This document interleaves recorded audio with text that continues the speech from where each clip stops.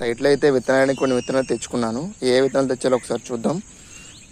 ఇది క్యాలీఫ్లవరు, ఇది green capsicum, ఇది క్యారెట్, ఇది బీట్రూటు, ఇది చుక్కకూర, ఇది ముల్లంగి, ఇది బచ్చలి కూర, ఇది చిక్కుడు.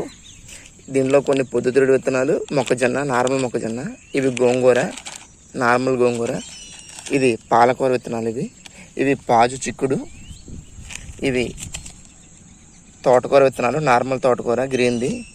దీనిలో కొన్ని నార్మల్ కీర, దోస 2 విత్తనాలు తీసుకోవడం జరిగింది. ఇది ఆనప మరియు గుమ్మడి ఒక 4 విత్తనాలు తీసుకున్నాను. తర్వాత ఇవి పల్లీలు లోకల్లో మార్కెట్లో తీసుకున్నవి. ఇవి బర్బాటీలు, బీన్స్ అంటారు కదా అవండి.